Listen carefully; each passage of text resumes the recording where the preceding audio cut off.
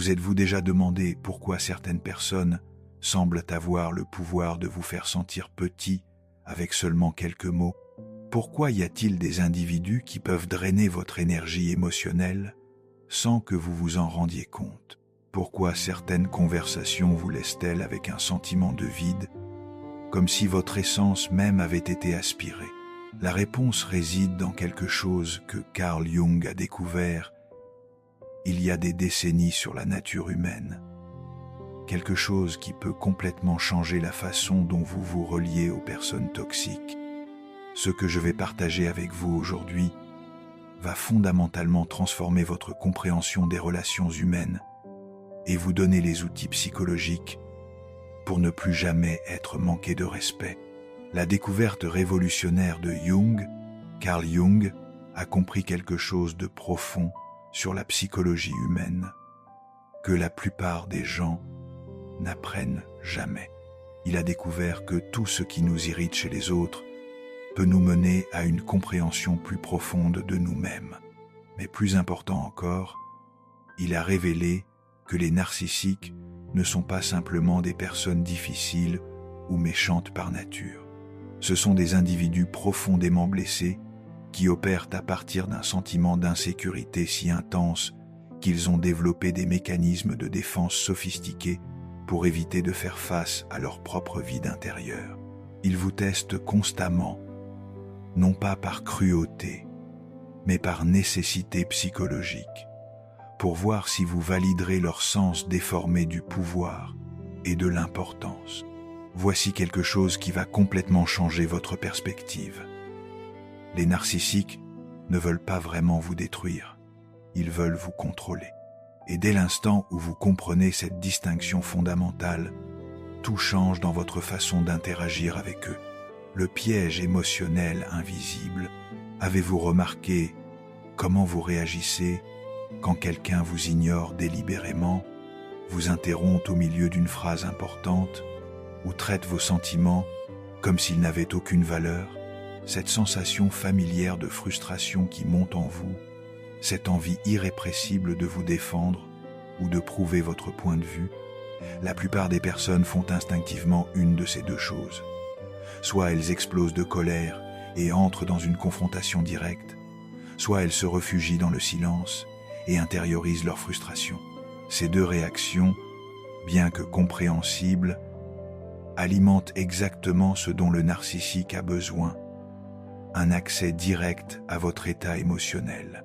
Jung a découvert que les narcissiques sont piégés dans ce qu'il a appelé la projection de l'ombre, les parties de leur personnalité qu'ils ont rejetées et qu'ils projettent constamment sur les autres. Ils ne peuvent pas faire face à leurs propres défauts, alors ils les voient partout ailleurs et s'attaquent à ces reflets déformés. Mais voici la clé psychologique que la plupart des gens ratent complètement. Quand vous réagissez émotionnellement au comportement d'un narcissique, vous leur donnez exactement la confirmation qu'ils cherchent. Vous validez leur croyance profonde qu'ils ont du pouvoir sur votre bien-être émotionnel. La mécanique psychologique du contrôle, permettez-moi de vous expliquer comment fonctionne vraiment l'esprit narcissique selon les découvertes de Jung. Les narcissiques opèrent à partir de ce qu'il a appelé le faux soi, une construction psychologique élaborée pour masquer leurs sentiments profonds d'inadéquation et de vide intérieur. Ce faux soi a besoin d'un approvisionnement constant en validation externe pour survivre. Imaginez-le comme un feu qui doit être continuellement alimenté, sinon il s'éteint. Cette validation peut venir sous forme d'admiration, de peur, de colère ou même de soumission, peu importe la forme, tant qu'elle confirme leur importance. Jung a découvert que l'inconscient opère selon des schémas répétitifs et les narcissiques recherchent inconsciemment des personnes qui entreront dans leur danse psychologique. Ils ont besoin de quelqu'un qui soit suffisamment investi émotionnellement pour réagir à leurs provocations, quelqu'un qui se soumettra à leur contrôle ou s'engagera dans leur drame. Que ressentez-vous quand quelqu'un remet constamment en question votre version des faits ou minimise vos accomplissements, cette frustration que vous ressentez, c'est exactement l'énergie dont ils se nourrissent. La solution contre-intuitive, alors que faut-il dire pour briser ce schéma destructeur? La réponse va vous surprendre, car ce n'est pas ce que vous pensez. La plupart des gens croient instinctivement qu'il faut combattre le feu par le feu, égaler leur énergie agressive, leur montrer qu'on n'est pas faible ou facilement manipulable, mais Carl Jung nous a enseigné quelque chose de radicalement différent. Il a dit que la rencontre de deux personnalités est comme le contact de deux substances chimiques. S'il y a une réaction, les deux sont transformés. Cette observation profonde révèle que chaque interaction est une opportunité de transformation mutuelle. Voici la phrase exacte qui change tout et qui force les narcissiques à reconsidérer complètement leur approche avec vous.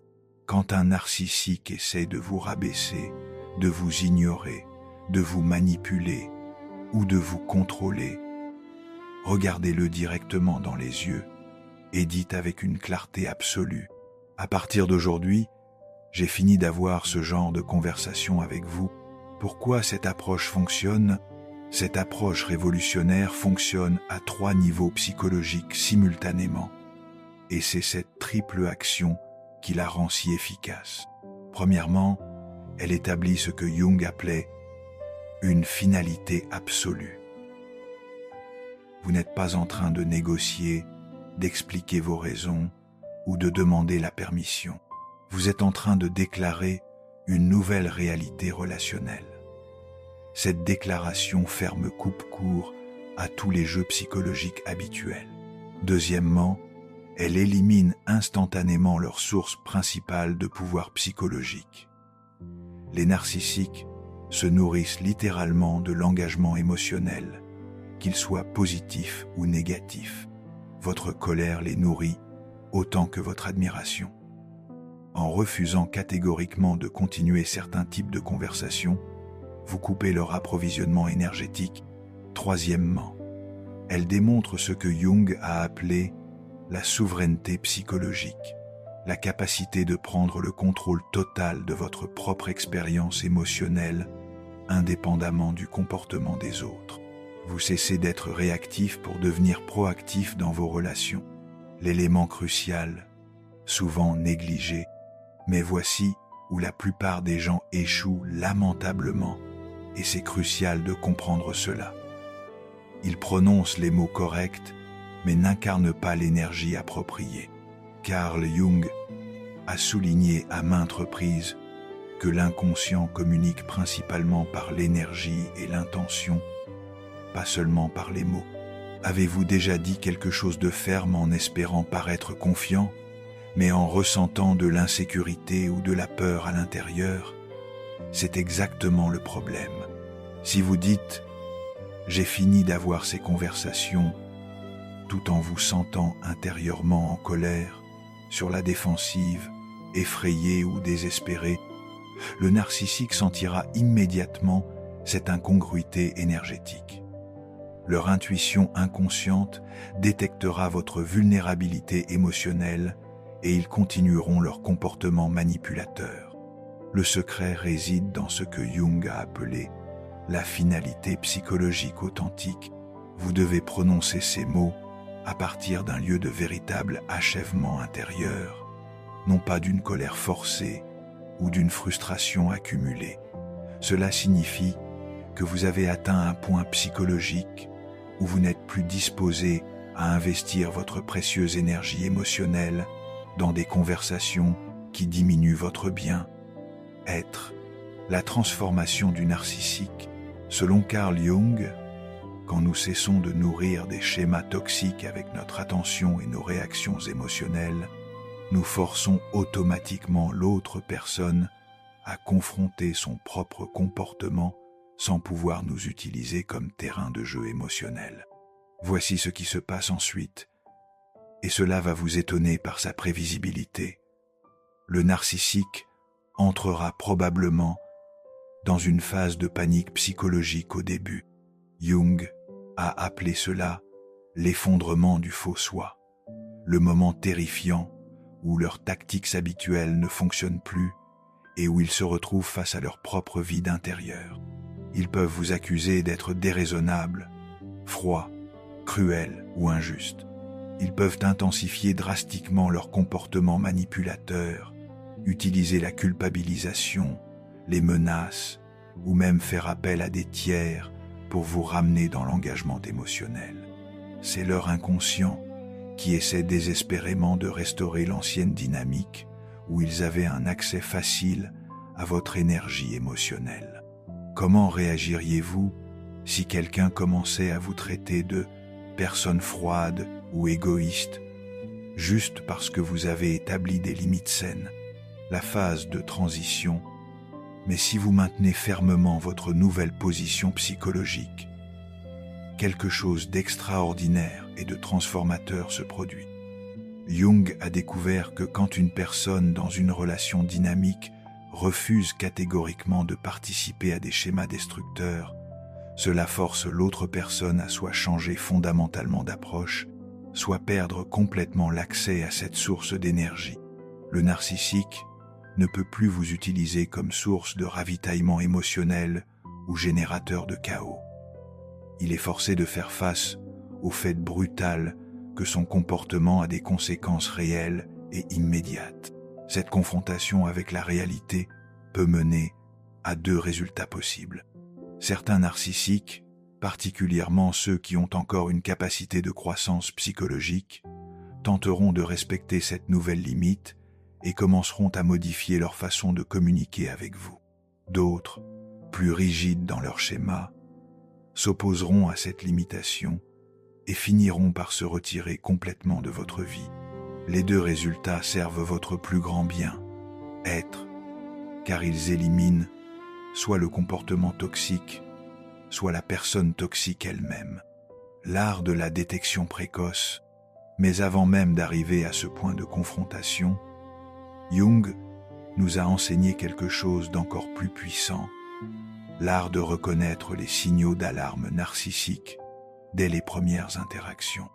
Cette capacité de détection précoce peut vous épargner des années de manipulation émotionnelle. Les narcissiques utilisent ce que Jung appelait des tentacules psychologiques pour tester votre réceptivité à leur contrôle. Ils commencent par de petites violations de vos limites. Arriver systématiquement en retard, faire des commentaires subtils qui vous dévalorisent, ou ignorer vos préférences dans des situations apparemment anodines. Avez-vous déjà remarqué comment certaines personnes testent votre patience avec de petites choses avant d'escalader vers des comportements plus problématiques? Ces tests initiaux ne sont pas accidentels. Ils mesurent votre tolérance au manque de respect et votre propension à vous justifier ou à minimiser leurs actions. Si vous passez ces premiers tests en excusant leur comportement ou en vous adaptant à leurs demandes déraisonnables, ils interprètent cela comme un feu vert pour intensifier leur contrôle. Jung a découvert que les narcissiques opèrent selon ce qu'il appelait l'escalade graduelle de la dominance. Ils ne commencent jamais par leurs comportements les plus destructeurs, car cela révélerait trop rapidement leur vraie nature. Au lieu de cela, ils installent progressivement un climat de normalisation de l'irrespect, la psychologie de la résistance. Quand vous commencez à appliquer la phrase de Jung, vous devez comprendre la psychologie derrière la résistance que vous rencontrerez. Les narcissiques ne lâchent jamais prise facilement sur leurs sources d'approvisionnement émotionnel. Ils ont développé tout un arsenal de contre-tactiques pour ramener les personnes qui s'éloignent de leur contrôle. La première tactique est ce que Jung appelait l'intensification dramatique. Face à votre nouvelle fermeté, ils peuvent soudainement devenir plus charmants, plus attentifs ou promettre des changements spectaculaires. Cette phase, connue sous le nom de love bombing en psychologie moderne, est conçue pour vous faire douter de votre décision et vous ramener dans leur orbite. Comment réagiriez-vous Si quelqu'un qui vous a maltraité pendant des mois devenait soudainement l'incarnation de la gentillesse après que vous ayez établi vos limites. La deuxième tactique est la manipulation par la culpabilité. Ils peuvent vous accuser de manquer de compassion, d'être inflexible ou de ne pas comprendre leur situation difficile. Ils peuvent faire appel à votre histoire commune, à vos souvenirs positifs ou utiliser des tiers pour plaider leur cause. La troisième tactique, plus insidieuse, est la projection inversée. Ils peuvent commencer à vous attribuer leur propre comportement toxique, vous accusant d'être manipulateur, narcissique ou émotionnellement instable. Cette tactique est particulièrement déstabilisante car elle peut vous faire douter de votre propre réalité. La mort du soi complaisant, il y a un niveau encore plus profond à cette transformation et c'est ce que Jung entendait par la mort du soi complaisant. Quand vous déclarez fermement que vous avez terminé d'avoir certaines conversations, vous ne changez pas seulement la dynamique externe avec les autres, vous tuez aussi symboliquement la partie de vous-même qui croyait devoir tolérer le manque de respect pour maintenir des relations. Cette partie de vous qui avait appris que l'harmonie superficielle était plus importante que votre propre paix intérieure. Avez-vous été élevé dans un environnement où vous avez appris que l'amour signifiait accepter un mauvais traitement, où exprimer vos besoins était considéré comme de l'égoïsme, ou maintenir la paix familiale nécessitait votre sacrifice personnel constant.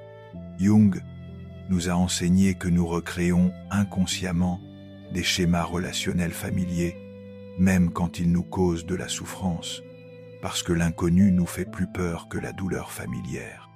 L'architecture de la transformation personnelle, la véritable transformation selon Jung, ne se limite pas à changer nos interactions avec les narcissiques.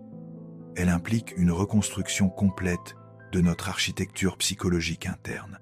Cette reconstruction passe par plusieurs phases distinctes que Jung a identifiées dans son travail sur l'individuation. La première phase est l'éveil de la conscience.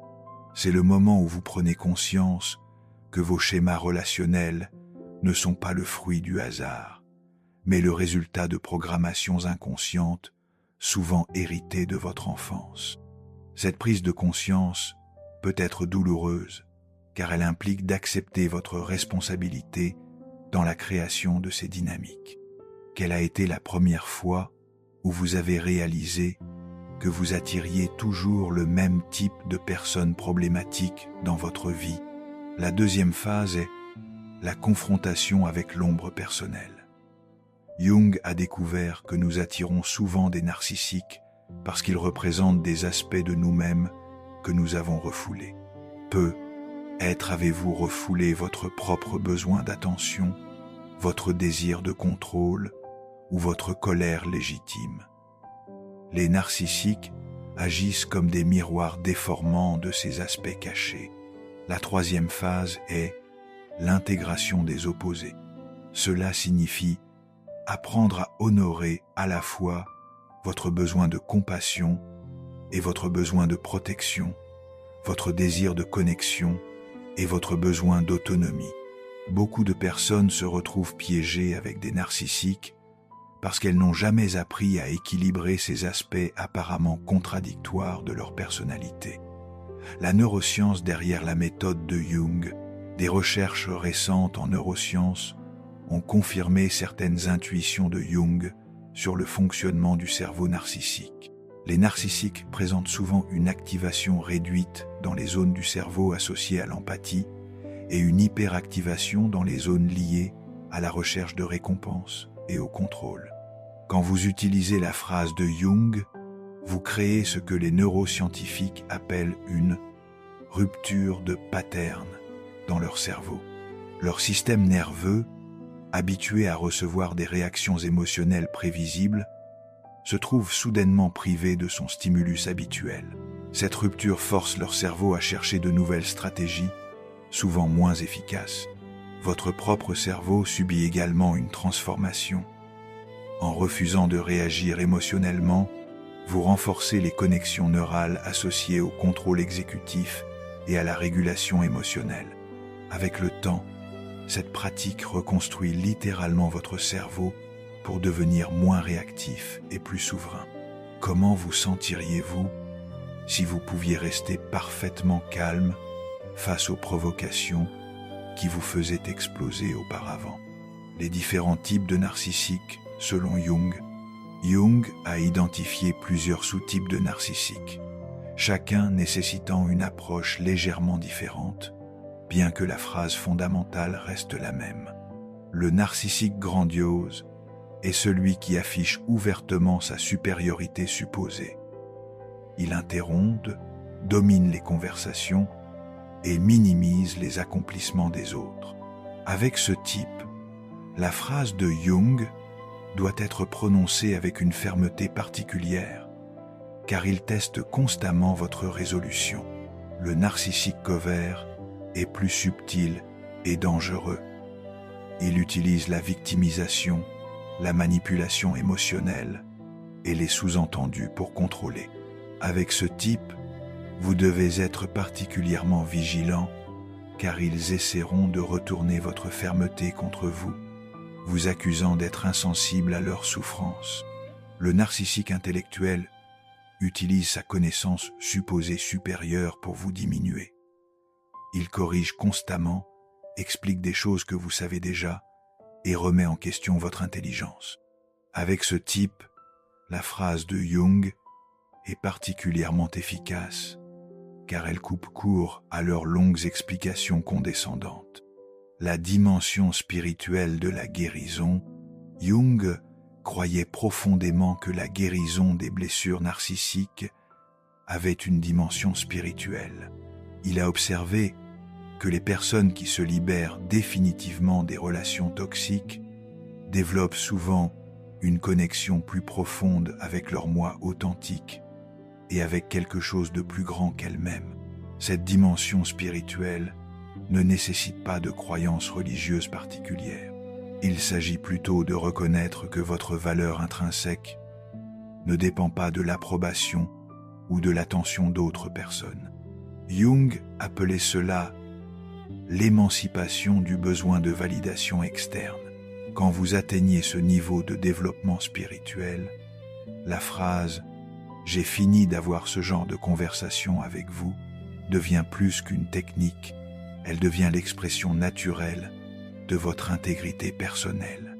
Que ressentirait votre âme si elle était complètement libérée du besoin de prouver sa valeur aux autres? La création d'un environnement protecteur. Une fois que vous avez maîtrisé l'art de repousser les narcissiques avec la méthode de Jung, l'étape suivante consiste à créer un environnement de vie qui soutient naturellement votre nouvelle intégrité personnelle. Cet environnement comprend à la fois vos espaces physiques et vos cercles sociaux. Jung parlait de l'importance de créer ce qu'il appelait un téménos, un espace sacré et protégé où votre vraie personnalité peut s'épanouir sans crainte d'attaque ou de manipulation.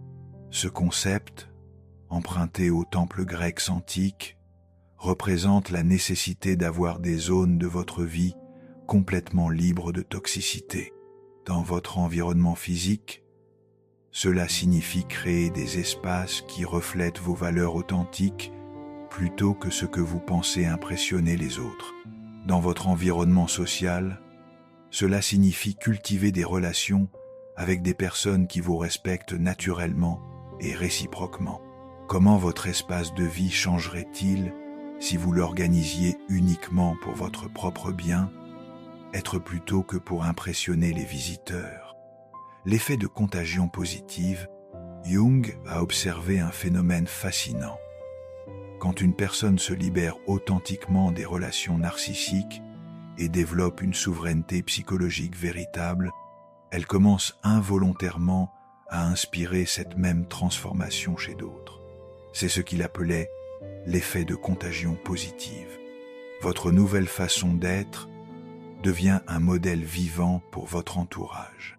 Les personnes autour de vous commencent à remarquer votre calme, face aux provocations, votre refus de participer au drame et votre capacité à maintenir votre paix intérieure. Certaines commencent à vous poser des questions sur votre transformation. Cette influence positive s'étend même aux narcissiques de votre entourage qui ne sont pas directement ciblés par votre nouvelle approche. Ils observent comment leurs tactiques habituelles échouent avec vous et commencent inconsciemment à modifier leur comportement avec tout le monde. Les rechutes et comment les gérer, il est crucial de comprendre que la transformation psychologique n'est pas linéaire. Jung a observé que même les personnes les plus avancées dans leur développement personnel peuvent parfois retomber dans d'anciens schémas, particulièrement dans des moments de stress, de vulnérabilité ou de fatigue émotionnelle. Ces rechutes ne sont pas des échecs, mais des opportunités d'apprentissage. Elles vous permettent d'identifier vos points de vulnérabilité persistants et de renforcer votre pratique. Jung appelait cela l'apprentissage spiralé. Vous revenez au même défi, mais à un niveau de conscience plus élevé. Si vous vous retrouvez à nouveau piégé dans une conversation toxique, après avoir juré que c'était terminé, ne vous jugez pas. Reconnaissez simplement ce qui s'est passé, réaffirmez vos limites et utilisez cette expérience pour mieux comprendre vos déclencheurs inconscients. Quel est le moment où vous êtes le plus susceptible d'abandonner vos limites saines et de retomber dans d'anciens schémas relationnels? L'héritage transgénérationnel. Jung était particulièrement intéressé par la façon dont les schémas psychologiques se transmettent de génération en génération. Si vous avez grandi dans un environnement où le manque de respect était normalisé, où les limites personnelles étaient constamment violées, où l'amour était conditionnel à votre compliance, vous portez probablement en vous ces programmations inconscientes. La méthode de Jung pour traiter avec les narcissiques fait partie d'un processus plus large de guérison transgénérationnelle. Quand vous refusez de perpétuer ces schémas, vous brisez des cycles qui peuvent avoir duré des générations dans votre famille. Cette transformation a des implications particulièrement importantes si vous êtes parent. En modelant des limites saines et un respect de soi authentique, vous enseignez à vos enfants qu'ils ont le droit d'être traités avec dignité et qu'ils n'ont pas à tolérer l'irrespect pour être aimés. La dimension collective de la transformation. Jung croyait que la transformation individuelle contribue à la guérison collective de l'humanité. Quand vous vous libérez des relations narcissiques, vous ne vous guérissez pas seulement vous-même. Vous contribuez à élever la conscience collective autour des relations saines. Dans une société où la manipulation émotionnelle et le narcissisme semblent de plus en plus répandus, votre refus de participer à ces dynamiques devient un acte de résistance spirituelle. Vous devenez ce que Jung appelait un porteur de lumière.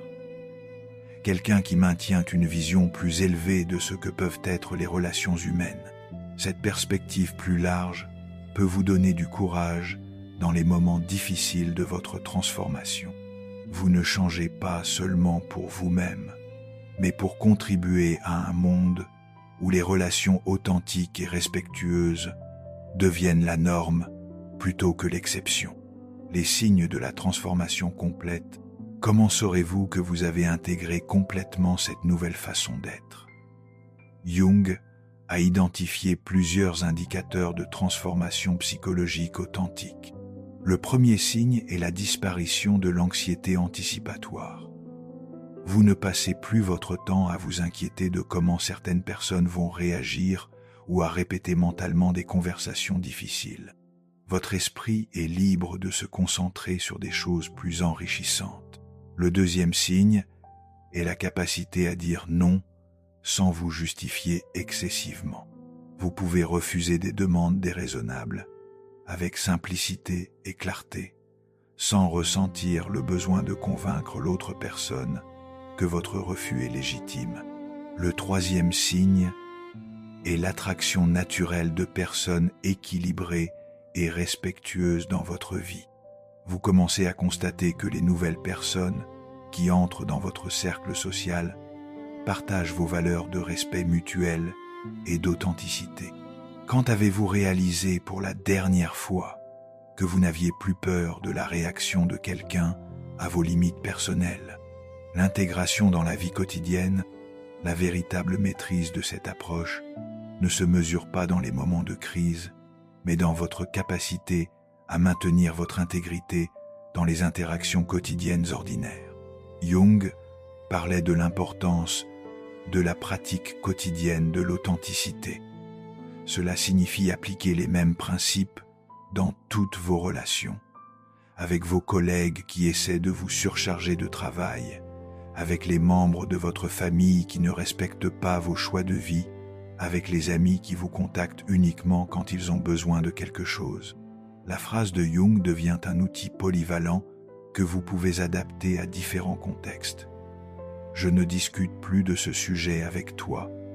Je ne participe plus à ce genre de conversation ou j'ai décidé de ne plus gérer les urgences des autres.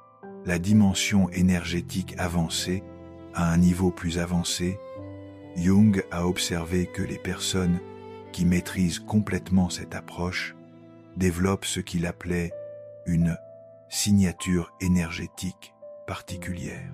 Leur simple présence commence à communiquer leurs limites sans qu'ils aient besoin de les verbaliser constamment. Cette signature énergétique repousse automatiquement les personnes toxiques et attire les personnes alignées avec leurs valeurs. C'est comme si leur champ énergétique lui-même était devenu un filtre naturel pour les relations saines. Cette transformation énergétique se reflète dans leur posture, leur ton de voix, leur façon de maintenir le contact visuel et même dans leur silence. Ils dégagent une autorité tranquille qui décourage naturellement les tentatives de manipulation. La sagesse des cycles naturels. Jung était profondément influencé par l'observation des cycles naturels et leur application à la psychologie humaine. Il a noté que la transformation personnelle suit souvent les mêmes schémas que les changements saisonniers. Des périodes de dormance, de croissance rapide, de floraison et de consolidation.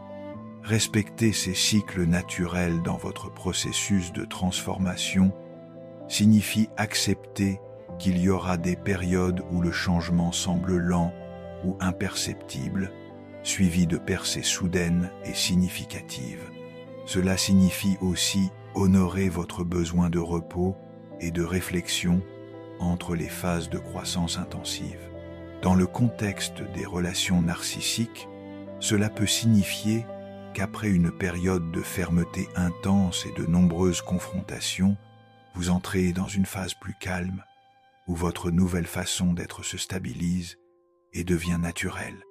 Où en êtes-vous dans votre cycle personnel de transformation relationnelle, l'art de la communication consciente?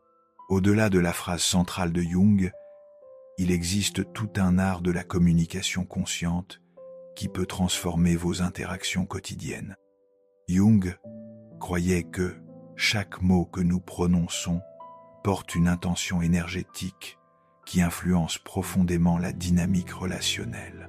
Quand vous maîtrisez cet art, vous apprenez à communiquer d'une manière qui honore à la fois votre authenticité et la dignité de l'autre personne, même quand vous établissez des limites fermes.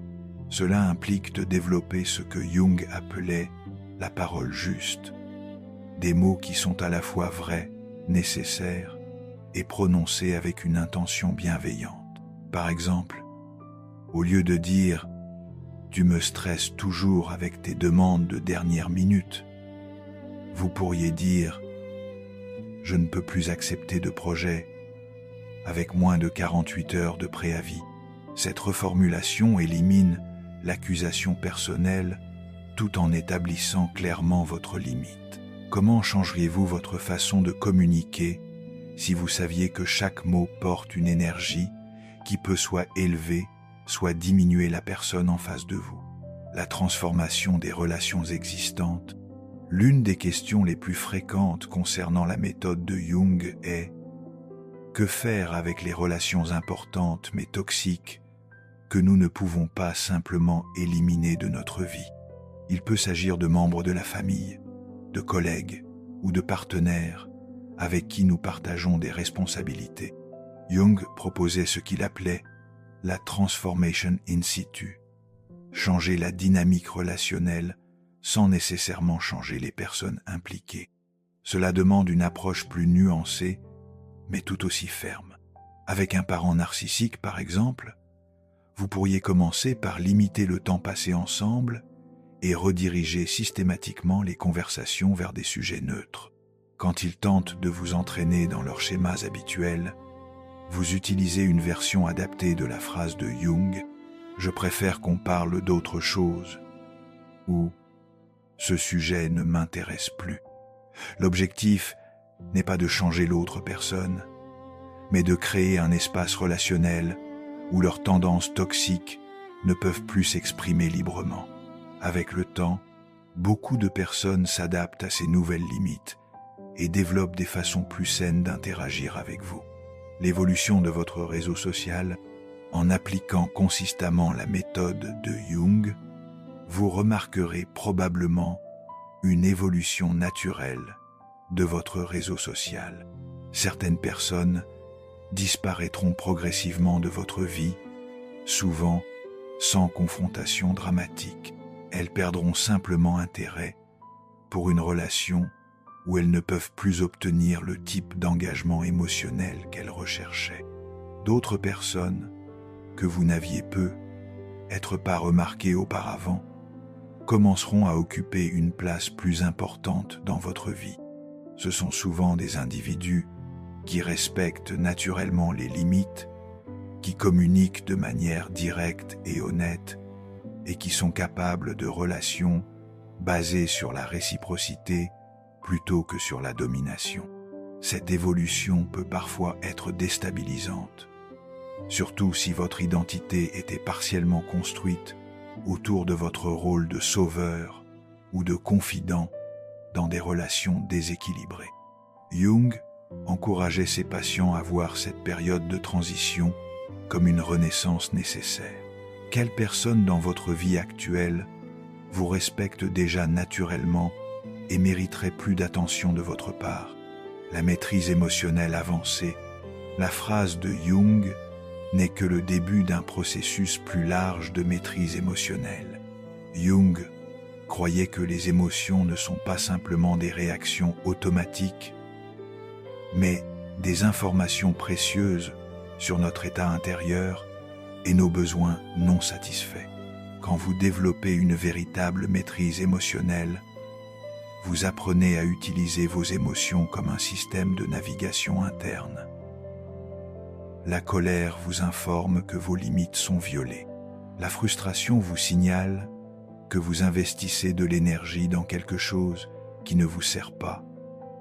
L'anxiété vous avertit que vous anticipez des scénarios problématiques. Cette maîtrise vous permet de répondre aux provocations narcissiques avec une clarté émotionnelle plutôt qu'une réactivité automatique.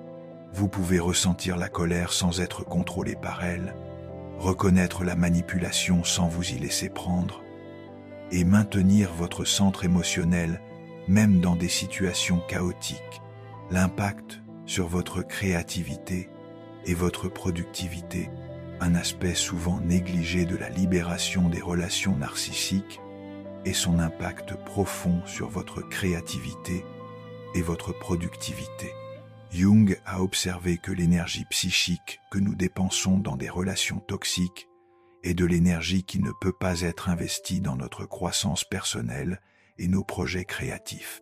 Quand vous cessez de participer aux drames émotionnels, de gérer les crises des autres et de vous défendre constamment, vous libérez une quantité énorme d'énergie mentale et émotionnelle.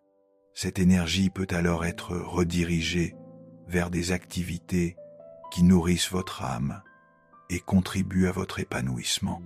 Beaucoup de personnes qui appliquent la méthode de Jung rapportent des augmentations significatives dans leur capacité de concentration leur motivation pour des projets personnels et leur satisfaction générale dans la vie. C'est comme si une partie importante de leur énergie vitale leur était soudainement rendue. Quel projet créatif ou objectif personnel avez-vous négligé parce que votre énergie était constamment drainée par des relations problématiques? La dimension prophétique, Jung possédait une vision quasi prophétique de l'évolution de la conscience humaine. Il prédisait qu'à mesure que l'humanité mûrirait psychologiquement, nous développerions naturellement une intolérance croissante pour les relations basées sur la manipulation et le contrôle. Il voyait l'émergence de ce qu'il appelait l'individu souverain, des personnes capables de relations authentiques qui ne cherchent ni à dominer ni à être dominées et qui contribuent à l'élévation collective de la conscience humaine. En appliquant sa méthode pour traiter avec les narcissiques, vous participez à cette évolution collective. Vous devenez un exemple vivant de ce que peuvent être les relations humaines quand elles sont basées sur le respect mutuel, l'authenticité et la croissance partagée plutôt que sur la compétition et la manipulation. La pratique quotidienne de l'intégrité, la véritable maîtrise de l'approche de Jung, nécessite ce qu'il appelait la pratique quotidienne de l'intégrité. Cela signifie aligner constamment vos actions, vos paroles et vos valeurs, même dans les situations les plus triviales. Cette pratique commence par de petites choses. Dire non quand on vous demande de faire quelque chose qui ne vous convient pas, exprimer votre vraie opinion, même si elle n'est pas populaire, ou simplement honorer vos propres besoins sans vous sentir coupable. Avec le temps, cette pratique devient une seconde nature. Vous développez ce que Jung appelait l'autorité morale naturelle.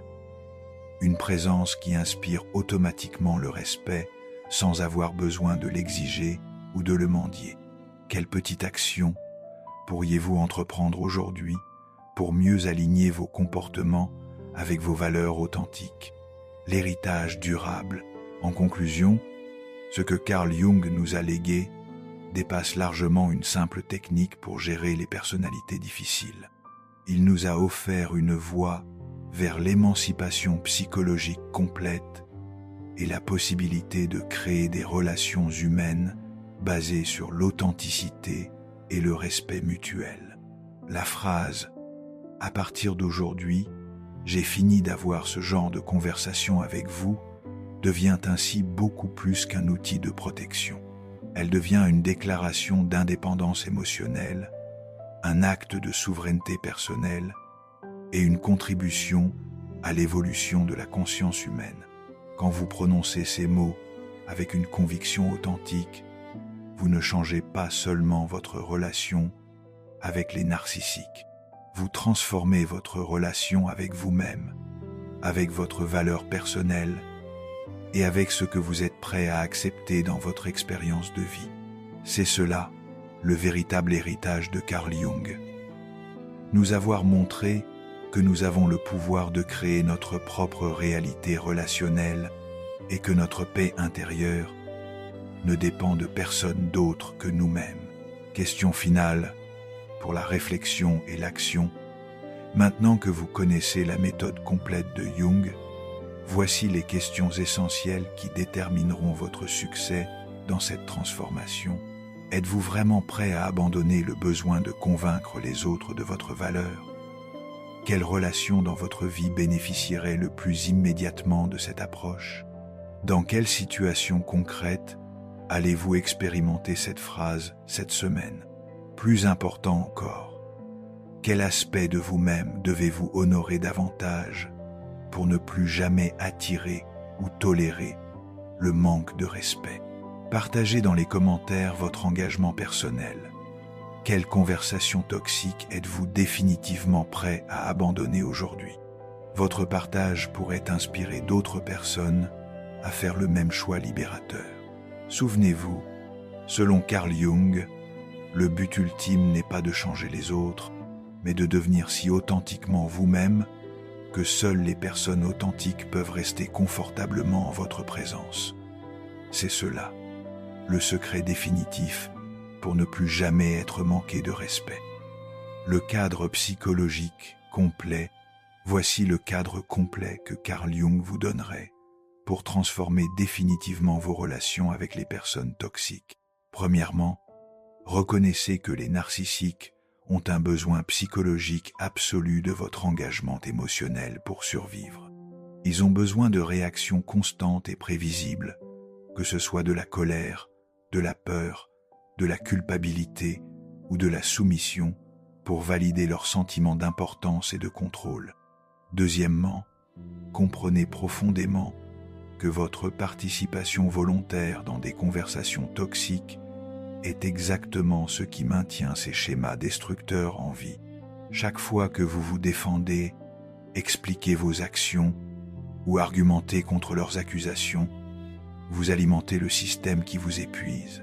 Troisièmement, déclarez votre finalité psychologique en utilisant la phrase magique « À partir d'aujourd'hui, j'ai fini d'avoir ce genre de conversation avec vous, mais pensez-le sincèrement. Ressentez-le profondément dans votre être. » Quatrièmement, maintenez cette position indépendamment de leurs réactions. Attendez-vous à ce qu'ils intensifient leur comportement, vous culpabilisent ou essaient de vous manipuler pour vous ramener dans l'ancienne dynamique. La véritable libération psychologique, mais voici la partie la plus importante et transformatrice. Et c'est ce que Jung entendait par véritable libération psychologique. Il ne s'agit pas seulement de faire taire les narcissiques ou de les éloigner de votre vie. Il s'agit de quelque chose de beaucoup plus profond et durable. Il s'agit de devenir la personne qui ne tolère plus naturellement les conversations qui diminuent son esprit, qui drainent son énergie ou qui compromettent sa paix intérieure. Quand vous incarnez authentiquement ce niveau d'autorespect, quand vous opérez constamment à partir d'une clarté absolue sur ce que vous accepterez et ce que vous n'accepterez pas, vous commencez à repousser naturellement les personnes qui cherchent à exploiter votre énergie. Jung a dit quelque chose de révolutionnaire. Tant que vous n'aurez pas rendu l'inconscient conscient, il dirigera votre vie et vous l'appellerez le destin. Cette phrase contient la clé de la transformation personnelle. La plupart des gens vivent leurs relations toxiques comme quelque chose qui leur arrive, comme une série de coïncidences malheureuses ou de mauvaises rencontres. Mais Jung nous a enseigné que nous participons inconsciemment à ces dynamiques destructrices en continuant à nous engager dans des conversations dont nous savons qu'elles ne mèneront à rien de constructif. Le moment de bascule. Dès l'instant où vous comprenez vraiment cette responsabilité inconsciente, tout bascule dans votre réalité relationnelle. Vous cessez de justifier vos limites auprès des personnes qui ne les respectent pas. Vous arrêtez d'expliquer votre valeur aux personnes qui sont déterminées à la rabaisser ou à l'ignorer. Vous cessez de participer à des conversations circulaires qui vous épuisent parce que vous avez décidé que votre paix mentale et votre bien, être émotionnel, ne sont pas négociables. Qu'est-ce qui changerait dans votre vie si vous arrêtiez complètement de vous justifier auprès des personnes qui ne vous respectent pas? C'est ce que Jung a appelé le choix conscient, la capacité développée de reconnaître instantanément les schémas destructeurs et de refuser catégoriquement d'y participer, quelle que soit la réaction des autres personnes impliquées.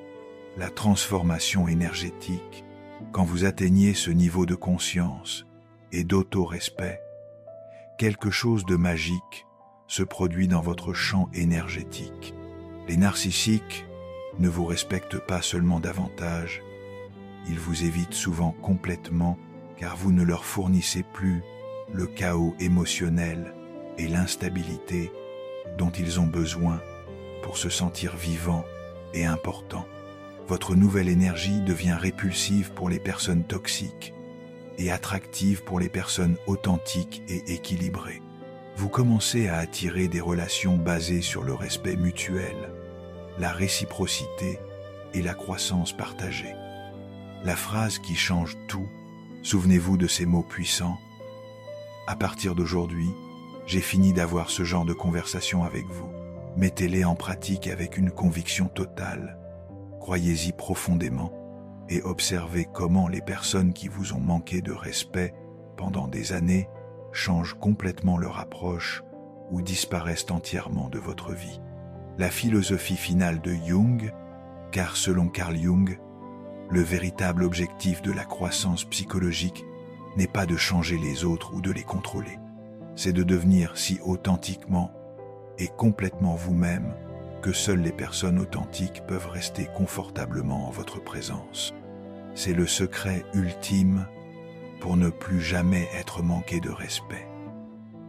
Devenir une personne qui ne tolère naturellement plus le manque de respect, non pas par agressivité ou fermeture, mais par un respect de soi si profond que toute tentative de le violer devient immédiatement évidente et inacceptable.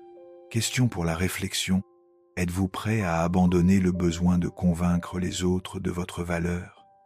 Quelle relation dans votre vie bénéficierait le plus de cette approche jungienne? Dans quelle situation spécifique aimeriez-vous expérimenter cette phrase transformatrice? Partagez dans les commentaires. Quelle est la conversation toxique que vous êtes prêt à abandonner définitivement aujourd'hui?